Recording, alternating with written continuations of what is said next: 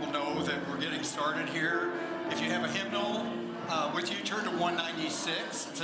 There are just two stanzas of this Charles Wesley hymn, and people will know they need to come in. 196.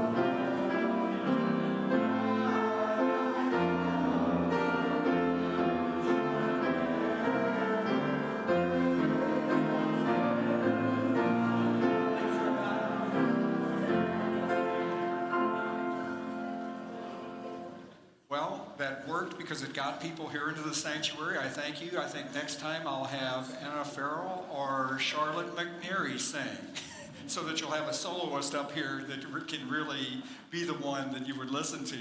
But it is good as we gather together today. This is an informational meeting. That's strictly what it is. This is not an official church meeting to take any action or anything like that. You have to have a special called meeting with due announcement and so forth for that, and we'll get into that in the discussion of what I have to share. And I want to thank those that are doing the projection. Basically, who has not received a packet of material that would like one?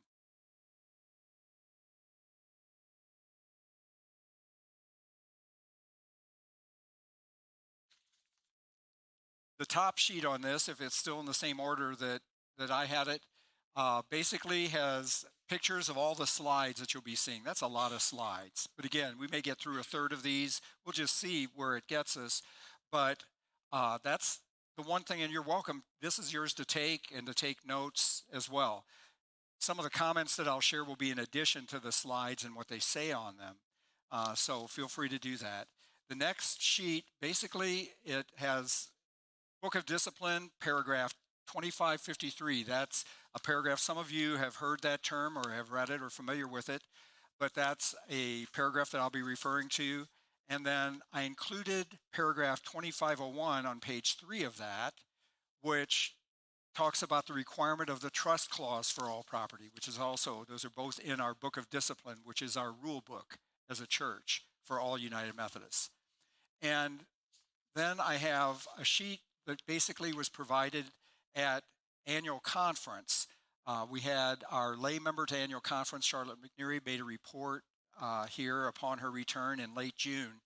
And this lists churches that have their disaffiliation has been acted upon by the church and been approved by the annual conference. And I'll explain what that is in my comments. But also then there's, on the flip side of that, it says churches closing under a different paragraph. And we can discuss that as well if you would like to. But yeah, we'll get to that also within the course of this, this hour. And then I included, because there was action at Missouri Annual Conference, this is a list of all of the things that were voted on. Isn't that amazing? That's all that was voted on. And most all of this consisted of work that was well prepared in advance with input from around the conference. So, like the normal business of our annual conference. But there were two particular resolutions that were presented, and only two at this conference. And we'll discuss that as well, and what that means and the significance of that. So, everybody's got one of those who wants one. I want to welcome those who may be watching online. There's always a question, do you want something like this? This is kind of like the church family's business. Well, some of our church family connects online, and in fact, there's a member I know who is ill, and they were sorry. They texted me to let me know that they wouldn't be here today, and I said, well, the plans are to put it online, and then we'll post it. That's also to kind of put you on your guard, so you need to behave because you're online. All right, just to let you know that, yeah, the rules of life and in this church family are to be respectful and loving. And I even am embarrassed to even have to say that, because that's all that I've experienced and witnessed in the time that I have been here. So, just to let you know that it is online, and people will have an opportunity to get the benefit of what we go over here today. So, we've already sung a song which is like praying, but I would ask us to bow our heads for a word of prayer. Oh God, we don't actually invoke your presence this day. We simply recognize that you are here and bring to mind that you are a faithful God and you are with us through it all. And though these are peculiar times to us within the life of the denomination of which we are a part, and the way that this community of faith relates to that, we know that you will be with us, providing all of your many gifts through the power and love of your Spirit. In Christ's name we pray and lift this prayer. Amen. So, again, I'm got this really big PowerPoint thing that I've prepared, and I'll go through part of that, and then at a certain point, open it up for questions. I'm not, in case people are too shy to ask some questions, there are some that I know are out there, either through personal conversation with maybe a church member here. I've had conversations with church members as they've come to me, and also things that I've heard just out there, and I assume that that's part of maybe the scuttlebutt of what goes around. So, we'll get to that in just a little bit, but this is a bit of data as of July 10th, 2023. So this was just a week ago, right? The number of United Methodist congregations approved for disaffiliation stands at 6,181. Now, numbers are strange things, but that's 1/5. That's 20% of the churches within the denomination. So this is what we're talking about, and what you're being informed about, and what you're going to share comments and question about, is something that has really very important to many people, and so important for some congregations to take the extraordinary act. And I say extraordinary because the paragraph that we'll be looking at was one enacted in 2019 to sunset December 31st of 2023. Again, we'll go more into that in a little bit, but about 1/5 of the churches, of United Methodist churches overall, have disaffiliated. So they're no longer United Methodist churches. They're still congregations, and some form or other. In some cases, they are intact with their membership as it was. In some cases, not so. Um, there's a variety of experiences that have taken place among those churches that have disaffiliated, or those that haven't, but took the vote to consider that.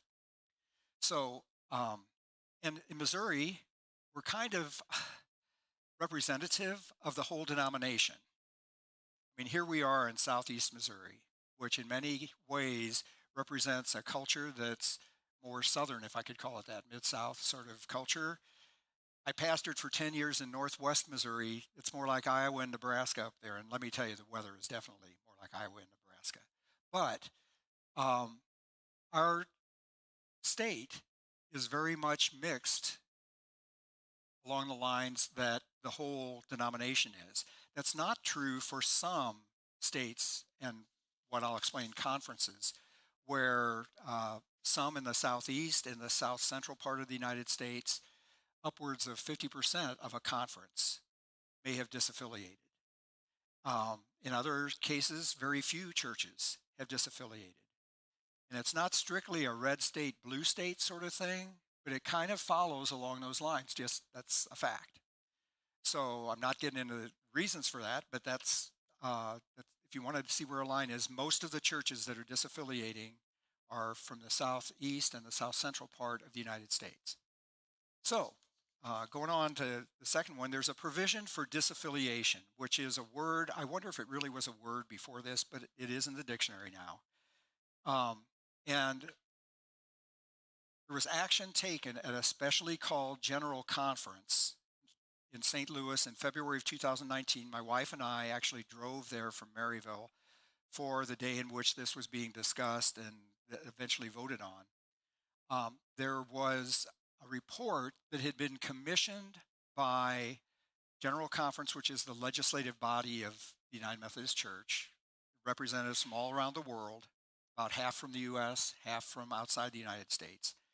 And in 2016, they thought, we've been struggling with this problem of the church having to do with areas around sexuality, in particular homosexuality.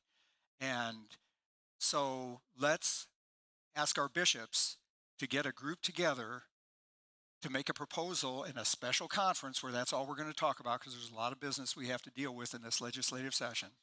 And we'll do that in St. Louis in 2019. Bring back a proposal. Well, they did that. It was supposed to be in 2018. They said, we need a little more time on this. So in 2019, folks met in St. Louis to hear the results of this group that had met, finding a way forward. And finding a way forward, it had three different proposals. One was a one church way. In other words, we could all stay together and this is how we would work that out. The other was with a departing. It was just take all the language out that relates to this issue in the Book of Discipline.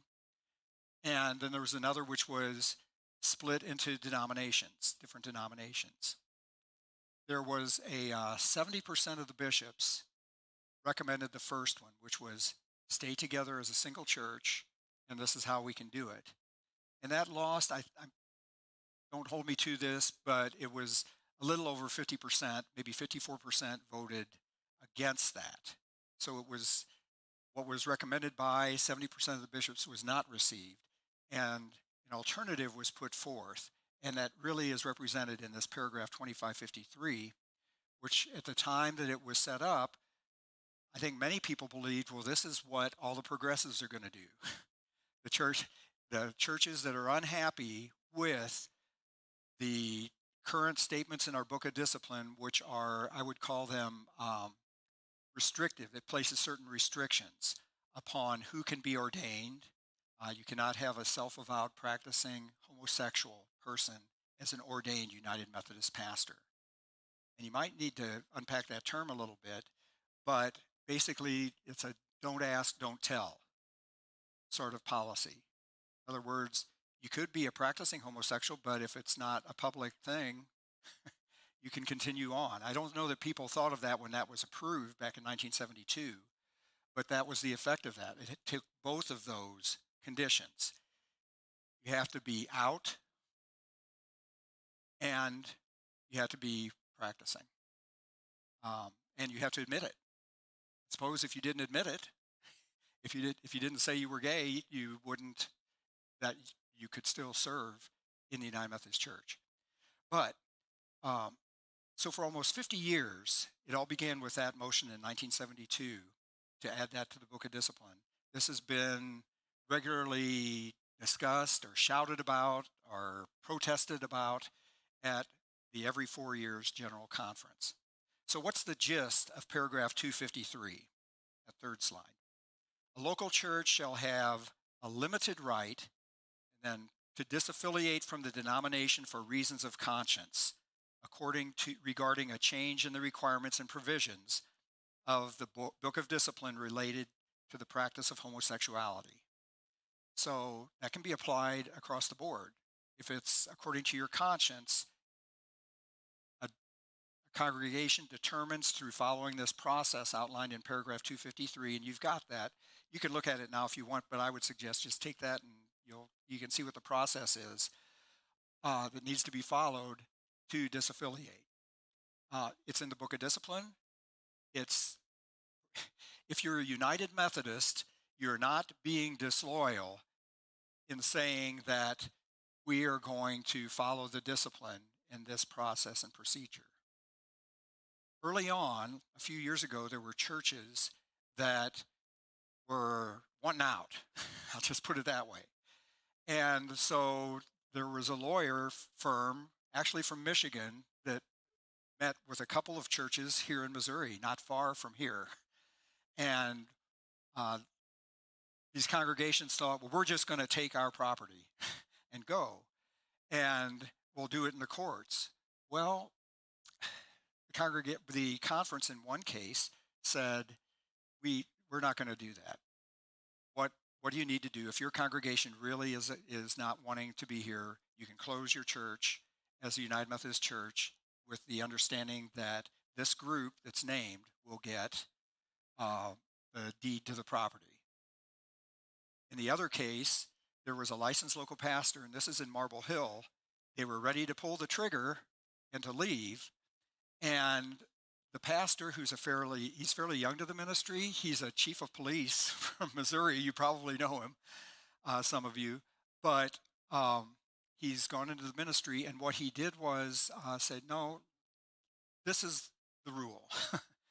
It's prescribed just what we do if we want to disaffiliate, and let's follow these rules, and that's what they did. So there hasn't been a lot of litigation. There has been some within Missouri. That's all resolved. And churches that were involved in that with the conference, and in one case the conference against the church, that's all resolved at this point, which I think is good news. That's not carrying forward at this time. So the gist is that if this paragraph, which goes on to say that it sunsets December 31st in 2023, that if it's a matter of conscience regarding these issues, this paragraph is for you. Now, let's say you're just wanting your property. That's not this paragraph. If you're following this paragraph and its intention. You hear what I'm saying?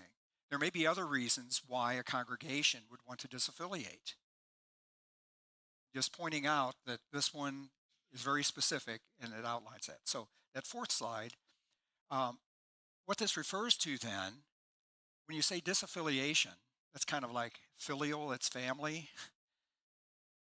The relationship of this congregation to other United Methodists is very defined. And so you might have somebody who's your neighbor who goes to an independent church, or maybe it's a member of the Southern Baptist Convention, or maybe it's just much more congregationally based and it's the way it operates. They might say, well, what's the big deal here? It's your church. Well, it is. Our church, actually, it's God's church. But then there's the question about who holds title to the property. And that on that one sheet where it shows paragraph 2553, that other paragraph is a paragraph that in some form or fashion has been in place since 1797. I don't think there's exception to that. That talks about how if a congregation determines not to be United Methodist, the property reverts to the conference of which it is a part.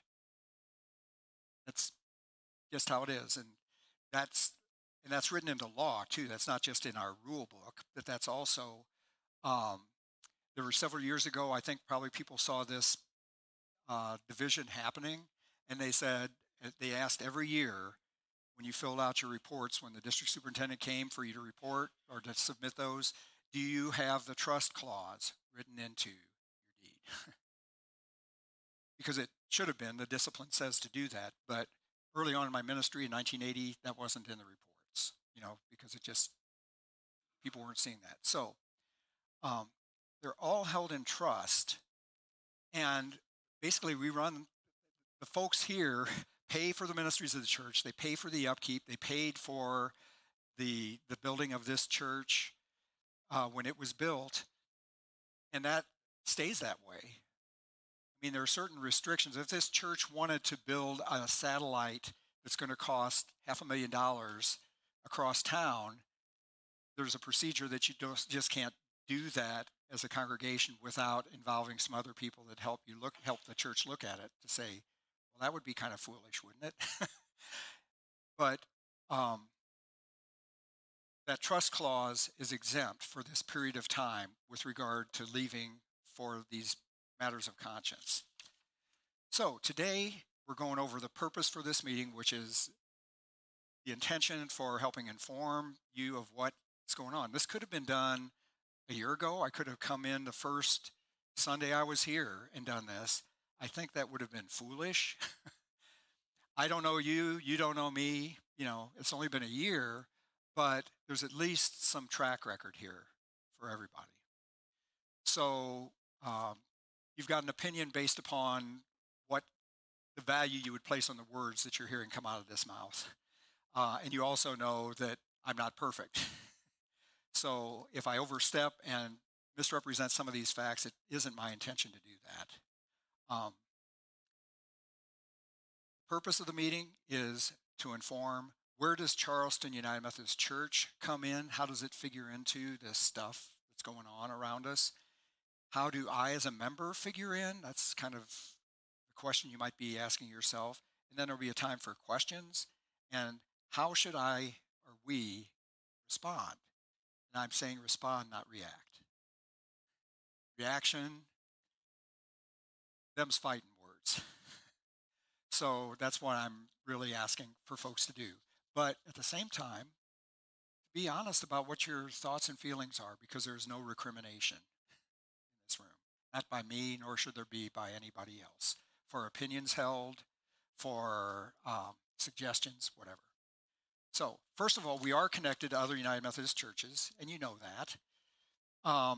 You might say all Southern Baptist churches are connected, but that's through an association. That's not through a covenanted relationship in which there's a trust clause that it goes back to a denomination. These are individual churches that are bound together in something. Ours is a little more involved than that. But what goes on here? Well, we're building disciples. We're raising those kids, like I said in the sermon, providing them an environment that they need. So our church is part of an annual conference. You've heard that term, and that's Missouri. I'm like on number 8 or 9 here. And that's the whole state of Missouri, and that happened just a few years ago. This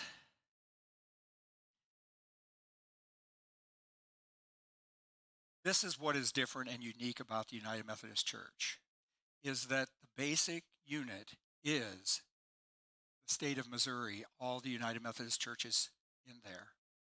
And there's a representative of the bishop, the Reverend Bruce Baxter, whom he's preached here July 4th of last year, whatever, the first Sunday in July he preached. He's the one that works with the board to receive recommendations for who you might like to have serve here. He's the one who brought the bad news that the person who was scheduled to come here a year ago was not going to be able to come because they had taken a leave of absence, which, by the way, had nothing to do with Charleston. It was a very personal matter unrelated to this, in case you wonder. But, and then he was the one that asked me to come and preach while they looked for somebody to come here. Again, maybe it's not the time to joke, but they couldn't find anybody better or available, so you got me. And then in August, it became formal. So that was Bruce Baxter. So there's a face on this that you have had more interaction with than most churches have had because of the circumstances. So that annual conference, Scott Moon, as a clergy, is a member of this conference. As long as I am a United Methodist clergy, even though retired, I'm a member of that conference. Charlotte McNeary is one who's in the middle of her term of office as lay member of annual conference. She's not exactly a representative, she's a member of that conference. And the reason it's set up that way is years ago, it was just the ministers who were in there, and then we wised up and decided maybe we need to have like half church members who are lay and half clergy. So it's been that way for some time. A portion of the funding from the conference, actually, that we pay in, because we pay into the conference certain amount of monies for administration, but also ministry. It's to we supply some of that along with other Methodist churches. Back to ministry, this is also different from most other churches, is that the Board of Ordained Ministry, that's a group in Missouri. They have like 40 people on it. It's way too many, but there are 40 people on it right now. And that group meets with those who say, I've got God's call, and who the local church, like if there's somebody in this church, and I've already identified some people that I think very much God may be calling them into an ordained ministry track, the church board would recommend that person. Their district area, Southeast District, would then meet with that person, but the Board of Ordained Ministry would ask them questions. They have to do writing, they have to preach, they have to get a certain amount of schooling, and that's the group that looks into that. If that sounds too removed, the first lay member of the Board of Ordained Ministry in Missouri East Conference, way back in 1988, was Charles Brink. I served for 8 years, 1988 to 1996, with Charles Brink on the Board of Ordained Ministry, and we met with those candidates and we judge them, and we ask questions like, would I want this person to be my mother's pastor? I mean, they're more detailed than that, but you get the idea. In other words, that's the process. So that's the group that decides who's going to be a minister. So if you've heard about some flaky folks out there that somehow you think, who in the world approved them? That was the group that did it, but somebody ordained them, and that's the bishop, who does that upon the recommendation of all the ministers in the conference have to vote for that person. And then this church receives that clergy person, but they've given input as to this is where we are and this is the kind of person we need. And it's also the group that is the fertile ground that raises up these ministers. Where do you think they come from? They come out of our churches. I came out of the church that was my mother's church and my grandmother's church and my grandfather's church in Belleville, Illinois. Okay. The Missouri Conference leads congregations to become outwardly focused, spiritually centered Christ. That's their vision statement, our vision statement. But in other words, Missouri Conference funds, some of those that we pay are used to help churches. And okay, bear with me. This is like boring stuff, and you think, this isn't the information I was looking for. And somebody's going to say too much information. Somebody said that the other day. And in 1939, early in 1939, this church was an ME South church. You looked at this little cornerstone out here from the old church. It was an ME South church. It had broken off with virtually all of the Methodist churches south of the Ohio River to form the ME South Church. In 1844, was 17 years before the Civil War, churches, Methodist, Presbyterian, and Baptist, all broke away. Presbyterians and Methodists came back together. We were the first in 1939. It takes a while to heal those wounds. The Presbyterians in 1982, and the Southern Baptists are still Southern Baptists. They never rejoined the American Baptists. So in 1939, how do you get these two churches together? I heard a teacher put it this way. The people in Atlanta did not want some bishop from New York to be their bishop. So the bishops aren't elected nationally, they're elected within their jurisdiction. So in the southeast part of the United States, those bishops are elected by those folks. In the south central part, that's us, we elect the bishops that serve in that area. So the reason that figures into it, have you heard about this bishop who is in the Pacific Northwest, who is married to a same-sex person, and it's a flagrant violation of the Book of Discipline? Heard that? Some of you that maybe you haven't, and it's like, what? How does that happen? Well, it would not happen in the Southeast jurisdiction. It would not happen in the South Central jurisdiction. You could blame it on the people out west, but the point is, in that jurisdiction, there is strong support for changes of the Book of Discipline. You can call it liberalization, you can term it whatever you want, but where it is a progressive thing, that is seen as a matter of this change is what we're called to do, kind of like sitting at the counter at Woolworths if you're a black person in 1952. It's against the law. But those who were willing to pay the price for it did that. Well, why isn't that person brought up on complaints or charges? Okay, well, I think nobody has complained out there. And when the people from the ME South Church who wanted bishops to be elected and judged regionally set up the plan in 1939, when that was agreed to by ME and ME South and Methodist Protestant, that meant that the rest of the church doesn't have anything to say about what you do with that bishop. It's up to the people who are in that region.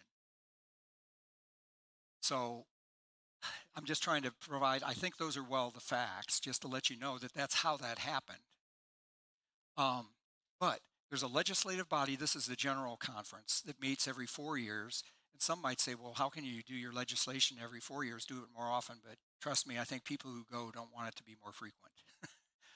But the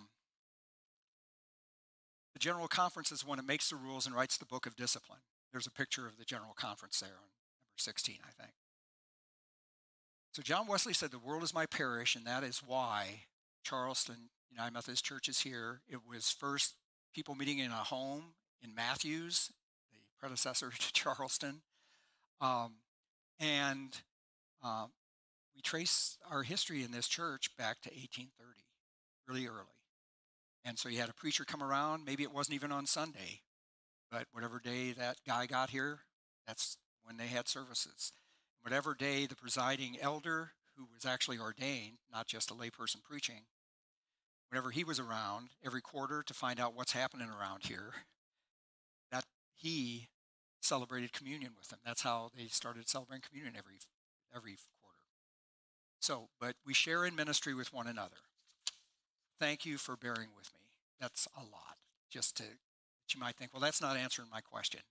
But that's the world we live in that you may not have known about, especially if you weren't raised in United Methodism and had a confirmation class or something.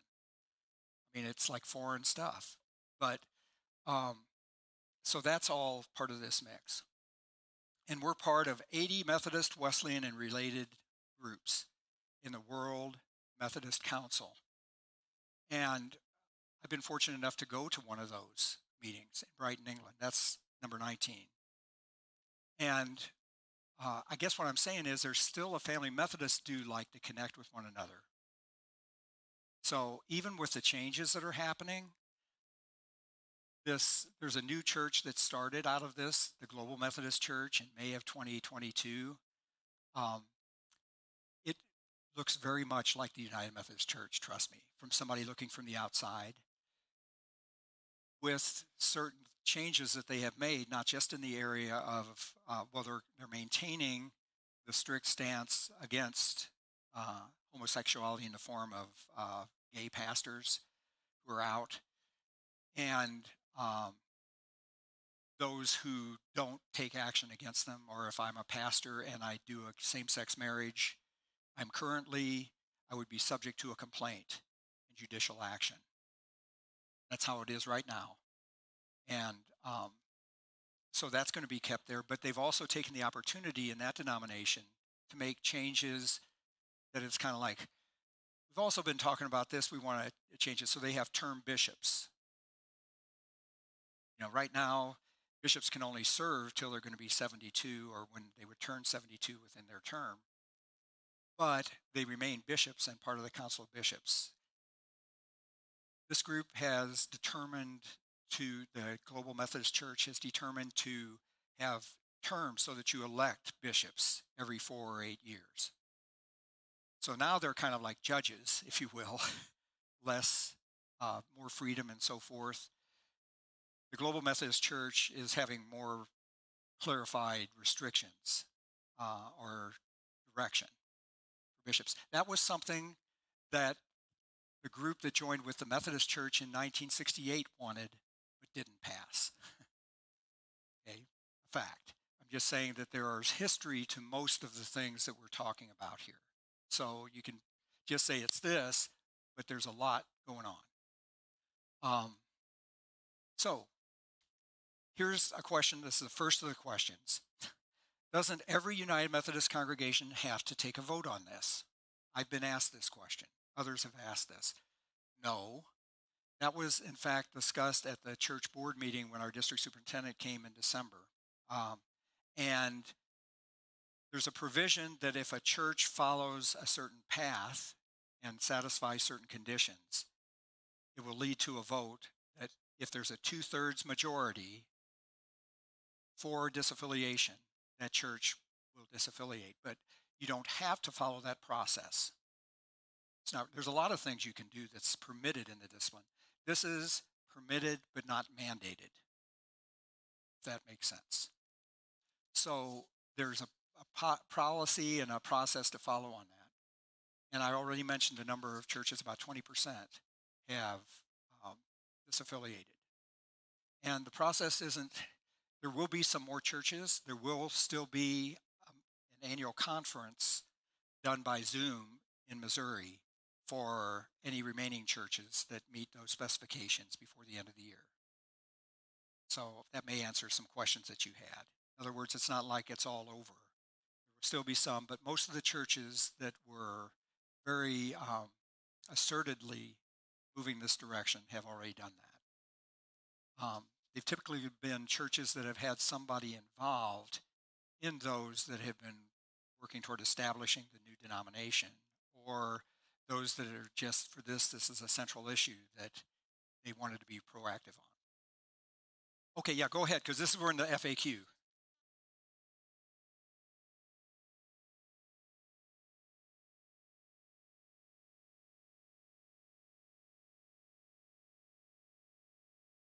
Okay, you stay if you don't have a vote. Okay, there are, and I've got this in my notes here, but it takes calling a special church conference, which means all professing members of this church are a member of that group. That means those who were baptized and received as an adult, or those who were baptized and went through confirmation, and they're members, full members, you might say, of the church, professing members. And so there would be a duly called meeting. The one who requests that meeting, and this is any church conference, is the pastor. So I could do that. The church board could do that. And there's another provision which I didn't realize existed until I raised this question with our district superintendent. And there's even a petitioning sort of element in there that if I didn't and the church board didn't, 10% of the professing members could petition and do that. Now, I didn't want to rush into this. No, don't be sorry at all. I'm glad. Are there any other questions just along these lines? Yeah, going back.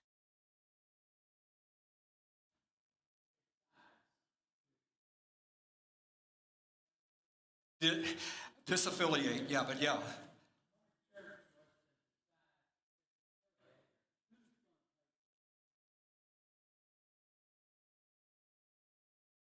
There's a number of aspects of what you just asked.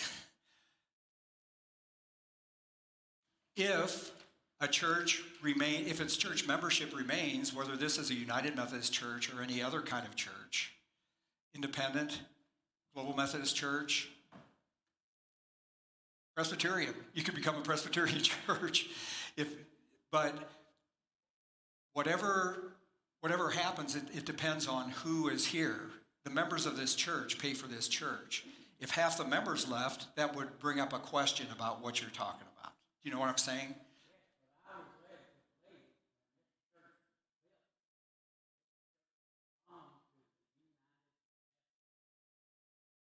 It only comes into play if this church leaves the United Methodist denomination. This paragraph 2553 is an exception to what you learned, which is exactly right. But there is this period of time when this church has an opportunity to consider disaffiliating. And so, and basically, if this may answer more directly to what are some of the provisions for that or requirements. The requirements are to go through a certain period of time, so we don't have a whole lot, but there would be time to do that. I'm going to say at this point, I am not recommending even moving to a vote. And I can explain that, but this is a fact-finding thing, but that's a fact I just shared with you. But that's where I am on this, and I do that because I'm a pastoral leader, not just simply an impartial observer in this. But right now, I'm trying to just give you the facts. So, a church, there are certain obligations that this church has. Before 1982, pastors were paid by funds out of the conference. They'd say, okay, how much are we going to pay our retired pastors? Let's pay them this much. And then Charleston was said, you need to pay this much money to pay the retirement for our previous pastors. 1982, we made a difference. I was at the 1980 conference when it was determined we need to have a fully funded plan. That's what, because it's irresponsible not to. So all of my ministry is paid, my retirement is paid for, either by the places I served or by me. But there's some of that that's left over. So a church has to pay unfunded liability. I don't know what that is, but you would find that out. The congregations that have disaffiliated have requested that number, and the conference supplies that. We also, a church that's disaffiliating, pays the remaining of their year's apportionments. Well, we've paid 2023 already. The last couple of years, it's been paid right at the beginning of the year because the money's there. So you'd have to pay 2 years, the current year and the next year. And if the vote comes back 66.7%, and I say 66.7 because Church of the Servant in Oklahoma City voted 66.3%. I think I've got that figure correct, but it was just below 2/3. And it failed. So the majority of the people in that church wanted to disaffiliate, but they're not, because they didn't meet that threshold. So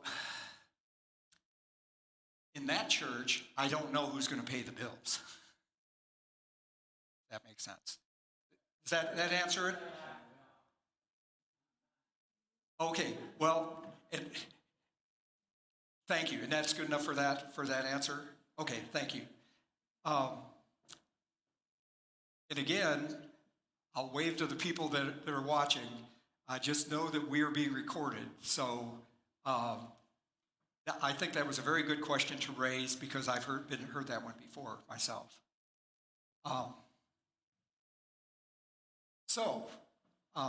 If there are members, right after the FAQ, this is a question that was literally asked. One of our members texted this to me. If there are members that want the opportunity to vote, will a vote be scheduled? That kind of goes along with yours. No. This is good because after a couple of these, I'm going to turn it over just to questions, and then if you haven't, we'll just see where it goes. So you have to have a church conference that calls for a vote. I mean, you have to call for a church conference for the vote. Now, you need to know, too, that on that list of churches that have disaffiliated, I gave you a list of those. That's a big list. and it's disproportionately high in this part of the state. That's not a total surprise. I'm surprised on some of those that I didn't think they disaffiliate. Or in the case of Centenary, it says it closed. You think, what? Well, it closed, and they made a provision because they didn't want to. They took a straw vote, and it was 50-50. Who wanted to stay, who wanted to disaffiliate. So it's not. So why have the vote, right? It would just be hurtful to go ahead and do that. But there was a recommendation made that they not disaffiliate, but that they close the church under the condition that church would pay so much, kind of like the same formula of apportionments for 2 years, and that they would fund the establishment of a new United Methodist Church in Cape Girardeau. I mean, partially fund. They're not going to pay the whole thing. So they actually, the ones who really wanted to leave and knew they couldn't disaffiliate, this was, I'll call it, a legally permissible mean within church law to do that. So they closed their church, and now there are folks that remain. And if you get to Southeast Missouri, and they've had ads the last couple of Sundays inviting people to come, and those who have been members to remain, and that sort of thing. And their Centenary Methodist Church. And they are planning, I have heard, and I think on good authority, they're planning to join the Global Methodist Church. You've heard of LaCroix, that they have disaffiliated. I have heard no plans for them joining the Global Methodist Church or any denomination. They are part of a network of churches that are kind of similar to them in makeup and character, and they can manage this all themselves, if you know what I mean. They're a big enough church to kind of go that way with their multiple member staff, okay? So those are a couple of instances there. I will say back on Centenary, they had 7 people on a discerning committee, and the 6 people on that discernment committee, these were workers in the church. I know these people. Forgive me if I'm kind of overstepping into persuasion. That's not it. But of that body that was working on discernment, one of that whole group of people is staying with that church, and the others are leaving. So the only reason I say that is to say go into this with your eyes open, that you don't know what the consequences are, but there will be consequences, and you may want to face those consequences. Am I still on here? Yeah.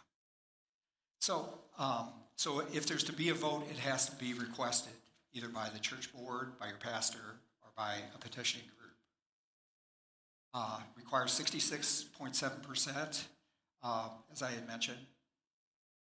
There are churches that do it 100%. I'm in Bollinger County, 6 miles away from me. In Perry County is Crossroads.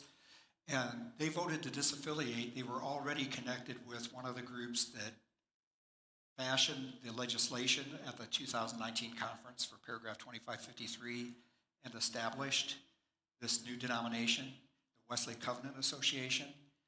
And so they're kind of that was their conviction, okay? And that church voted 100%. It's very much a family church, you know, and so it's kind of like if we're going to do this, everybody's on board, and everybody was on board with that, okay? So that's an example kind of on the other extreme, if you will. So what is a church conference? I said it's all professing members, and I have a whole bunch of slides that explain what that is, but just sit in on my confirmation class when I explain that.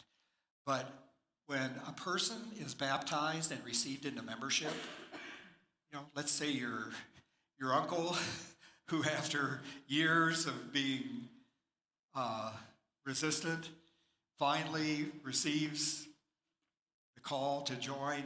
The person is baptized. They are baptized into Christ's holy church. The very next question has to do with, this is slide 28. As a member of Christ's Universal Church, will you be loyal to Christ through the United Methodist Church and do all in your power to strengthen its ministries? Every adult said that. Every kid that went through confirmation has said that when they joined. you became a member of the United Methodist Church. Now, put your head around this. Before you became a member of Charleston Church. Because the following question is, on 29, as members of this congregation, will you faithfully participate in its ministries by your prayers, your presence, your gifts, your service, and your witness? So I guess I'm just saying, in this way, I hate to use the C word, but it's kind of like Catholics are part of this church even more than their parish. You know what I mean? And that may not be where you are, but that's the words that are stated every time somebody becomes a member and when they're baptized and join the church. So what else have you got? Let's go to what questions you've got. I've babbled on too much. Yes?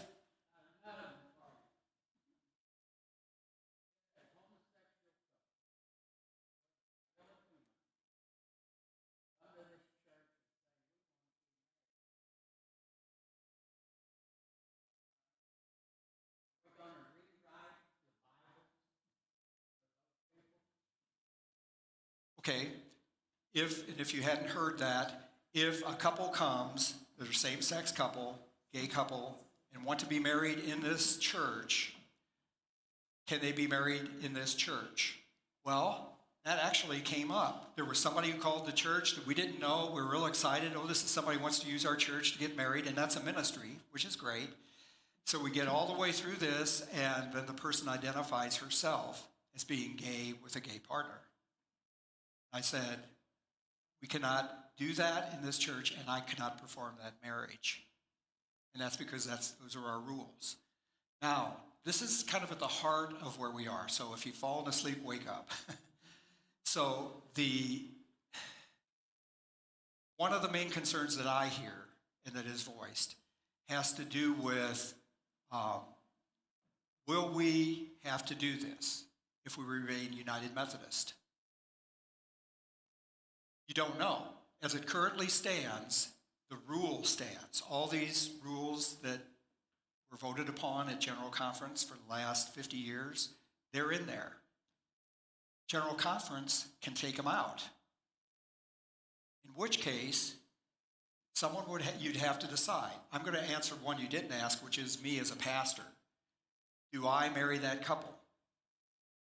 It's up to the individual pastor to follow their conviction on who they're going to marry. I mean, I've married I've married all but two couples who have come to me, well, three now, counting this other one, who have come to ask to be married. But it wasn't on the grounds that they were gay. It was just, should marry them. And that holds for whatever reason. The pastor has that discretion. Right now, I can't marry a gay couple if I were to want to. But then as far as the church is concerned, church, unless there's a rule that says a church shall perform, and I don't know how you would word that. That because it's still individual in addition to being whether or not a couple is gay. So currently, no. The rules stand as they are. Now, part of what the concern is especially with all these churches leaving who are traditionalists, let's say, maybe it's going to change in 2024. A kind of a self-fulfilling prophecy for those who are leaving, because those would have been votes against changing it. One of the factors that has kept the church in its traditional stance, I'll call it, with these provisions that are currently the restrictions in the Book of Discipline, are foreign churches, especially those in Africa and Asia. And they, for the most part, it looks like are staying in the United Methodist Church. Some are leaving, like Estonia has left and that sort of thing, but they're a European one. Their connection is strong with United Methodist churches that are in mission. This conference has relationships with hundreds of congregations here and hundreds of congregations in Mozambique. Is Mozambique going to leave the United Methodist Church? No. Well, how are they going to vote on this issue? So we don't know if it's going to change or not, but let's assume that it does change. That's kind of what, is it possible? Sure, it's possible it's going to change. You have people who are hoping this is going to change. Some people are dreading that it might change, and some people are hoping that it will change. And they're both United Methodist, some in this church. So, is somebody going to say you have to marry that couple? I don't think that can be said. And let's say, just because you have a pastor who wants to do that, let's say the pastor of this church says, this couple came to me and I'm going to perform the marriage. But I know that's not then he goes to the church board and says, should I do this here? I think you ask on that one. You don't force these things. But is that guaranteed? Well, I guess not. But I guess the trustees could come up with a rule to not do it. That gets kind of rude. But that's the best answer I think I can come up with.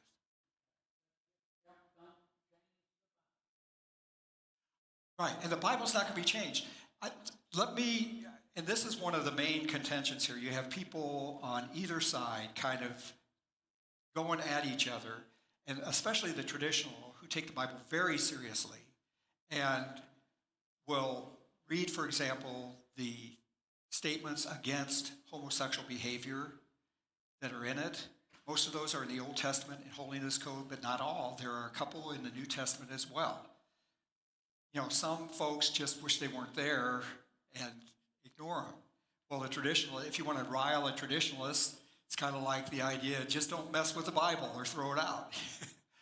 And this is where I am on that, however.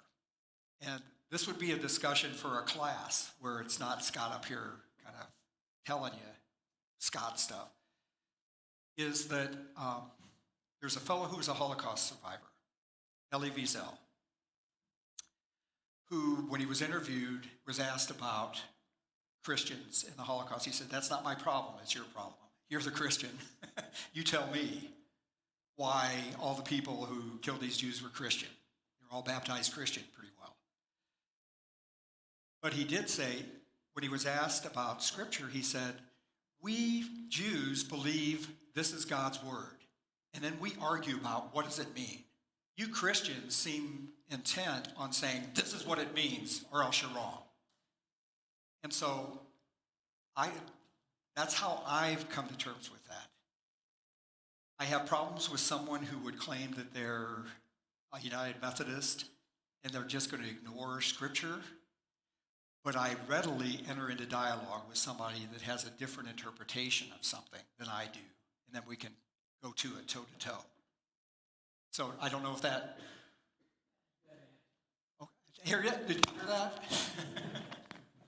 Yes, Jane. It seems to me like that the people that have been running the church are trying to move away from what we basically believe as a church. The Bible teaches male and female. God created them, male and female. Now we are trying to go along with the very few people to make it comfortable for them to be in the church, losing sight of what we originally believed in. And it seems to me like that we have become so caught up in the politics, if you will, of our situation that we're losing sight of what we originally believed.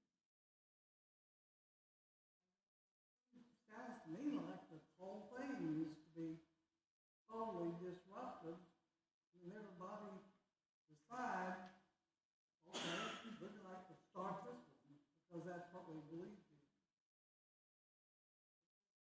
We're creating a big mess that's unnecessary. Thank you, Jade. And I would say that's, I'm going to take that more or less, the terms that are used are traditionalist or progressive on this. I guess we can use them because they're acceptable to the people that they apply to. They're not name calling, okay? That, I think, represents a really well-articulated statement from a traditionalist point of view on what needs to be preserved within the way that we go about our faith. And I'll speak of it in terms of what the 70% of the bishops wanted the church to do. There were conversations that led up to that of people of every stripe on this.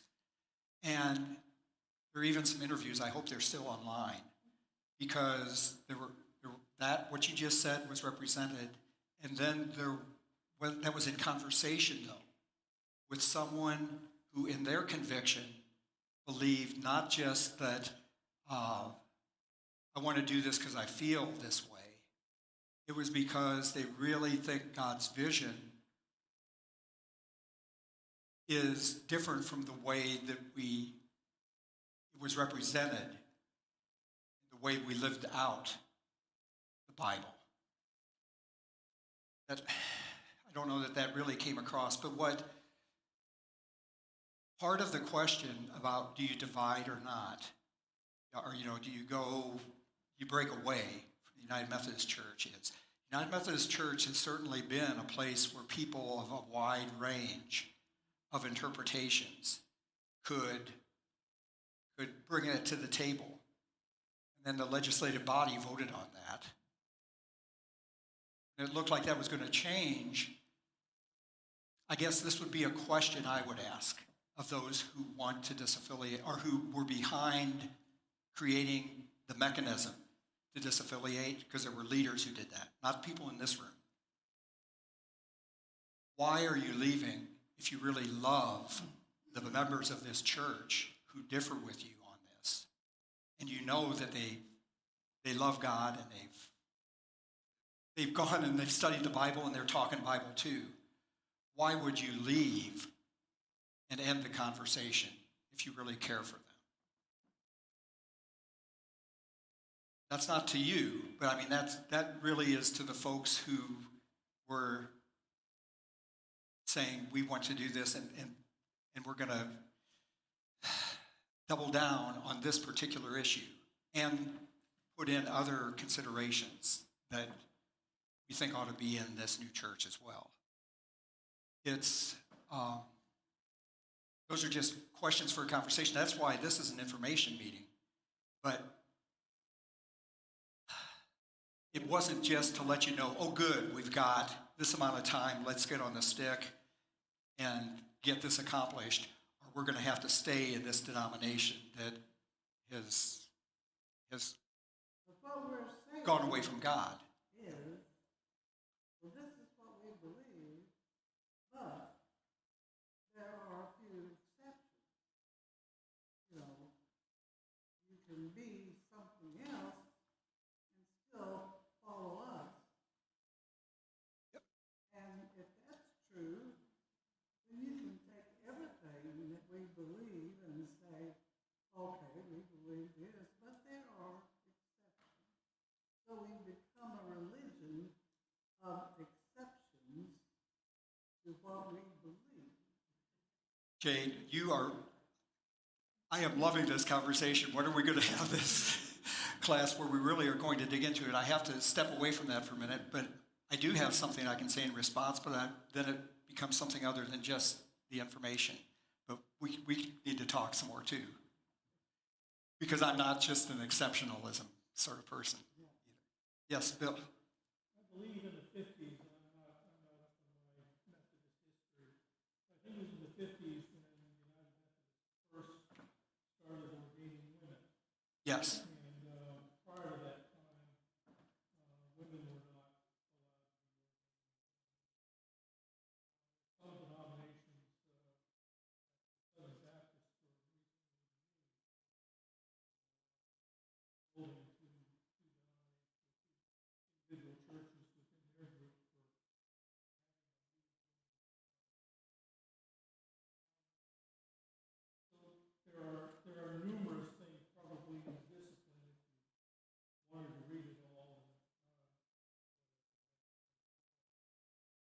probably a lot of things in the discipline that don't align with what an individual may believe.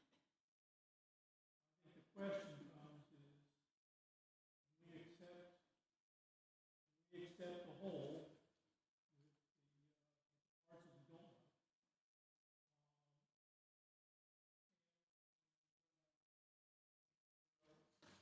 Go on together. If we can't, at some point we each become our own little church because my beliefs won't dovetail perfectly with everybody else's. So obviously everybody else is wrong. We have to look at it and say, is this enough to warrant this affiliation?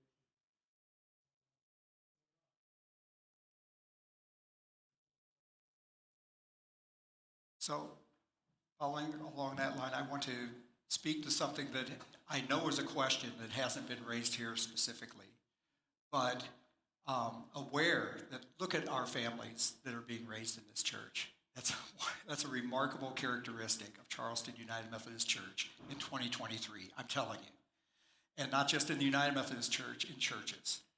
And the question is, will this church receive a gay pastor who is out and living with their spouse?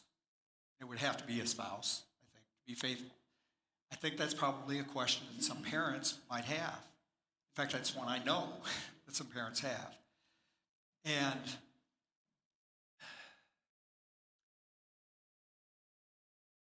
I don't have a crystal ball.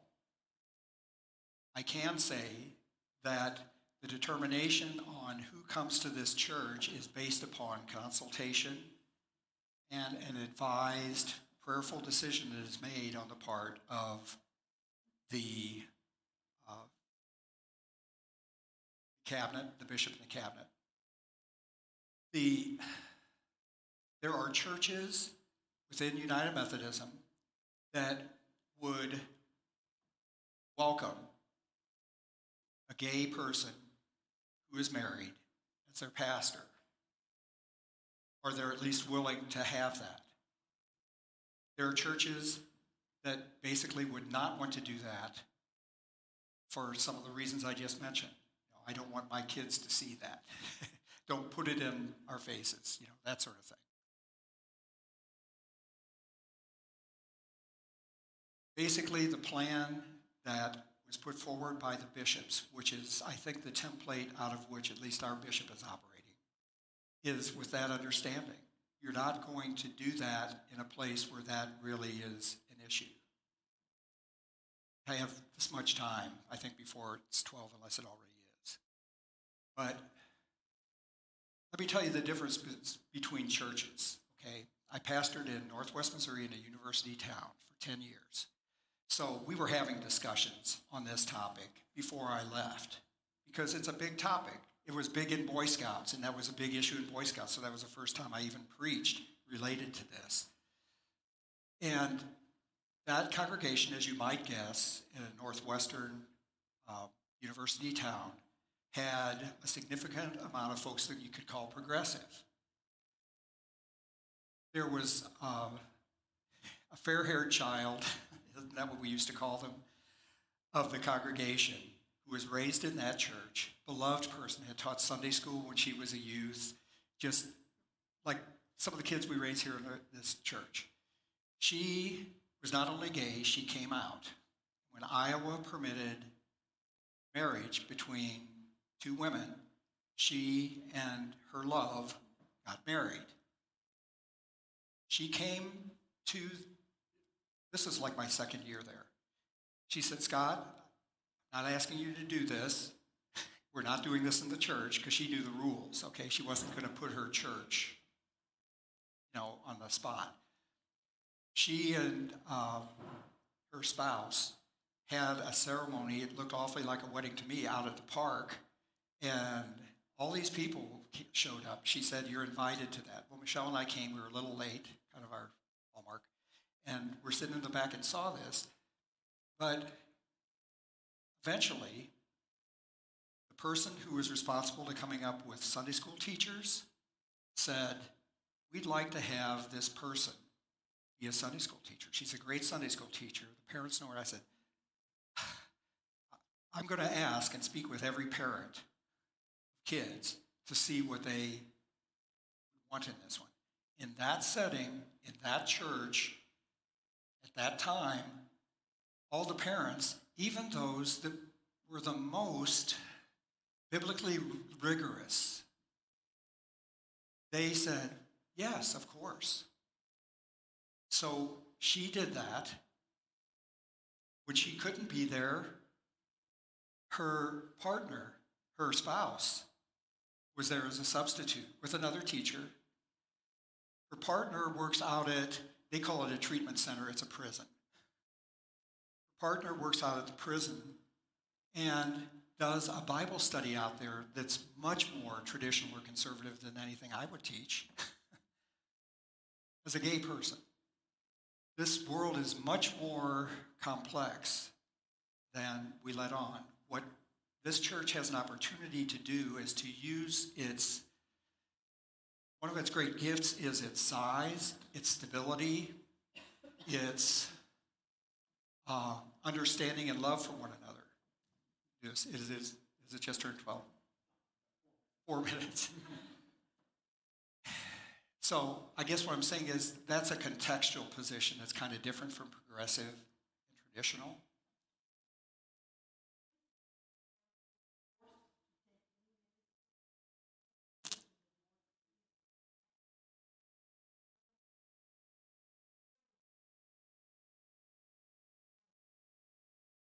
The church that I pastored in Maryville for 10 years, I was asked by the district superintendent, do you think that Maryville would receive a woman well?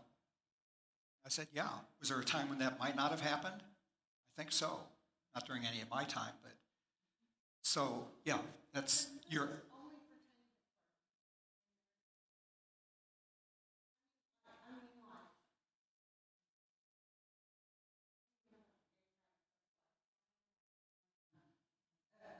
If I were a betting man, I would say no way.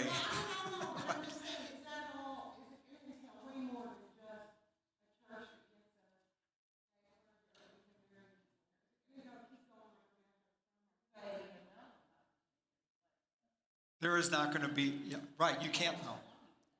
Well, but there are limits to what can be forced.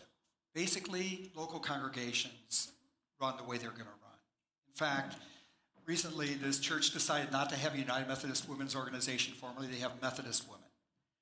The Book of Discipline says you shall have United Methodist Women.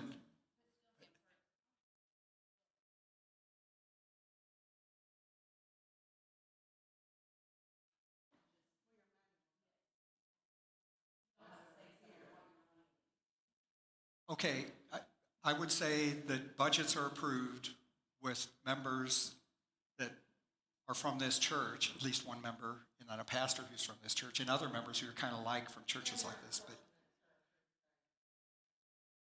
by the Missouri Annual Conference every year, right. And they're really built not on social causes. They are built on ministries.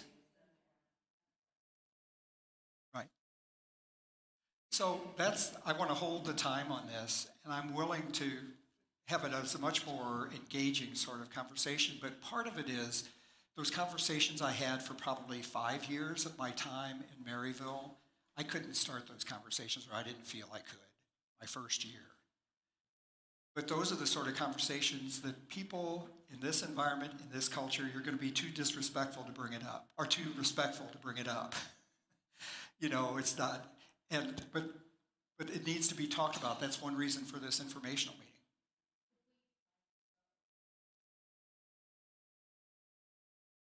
It's really a tight time frame at this point. I mean, when I say tight, I mean it's by the end of the year it has to happen. There will be a called conference, and I couldn't get the date from our district office. They didn't know the exact date, but in I think late October or early November, the vote would have to be ahead of that. There really should be a process of discernment because, and this is my final slide is, I think it was, don't be reactive. If people came into this meeting with their minds made up, I'm a bit disappointed because much of what has been talked about has not been in an open discussion manner, or in many cases, I'm going to venture to say, with consideration of the gay people who are members of this congregation or who have been, and family members, or even just a friend. What if somebody came in and wanted to, and there has been a person who has visited this church. He doesn't reside here, but he was raised in Charleston, and he's got a same-sex partner. He's very active in his Presbyterian church in another state, and this congregation welcomed him and greeted him and was very kind. That's not the issue. People here aren't unkind and love this person, but what about really engaging to understand where somebody else is? You might not make any difference whatsoever, and if a particular approach to interpretation of Scripture is going to trump that, then there wouldn't be a conversation. But if, and this is what I'm going to tease you with, I was traditionalist on this issue until a certain point in my life, and this was my prayer. This is a weird prayer for Scott. I said, God, if you do not provide me a revelation, kind of like Peter had when he went to the Gentiles. He saw this curtain come down in Acts. It's recorded. If I don't have a revelation, I'm not going to do this. And so in 2004, I voted for one of these things, which was marriage is between a man and a woman. I voted for that because that's where I was at that point. I suppose at this point, I might not vote for that at General Conference. That was the one time I was called in to vote. But I had my revelation. So I'll share that sometime. If you want me to, I'll even do it from the pulpit, but I don't feel like dumping on people. But it's a testimony. Yes. Can we end here? Is that an okay point, or does that feel uncomfortable? I got a thumbs up, and it's noon. Would somebody want to close us out in prayer? I know this isn't a Baptist church. Very uncomfortable for most Methodists.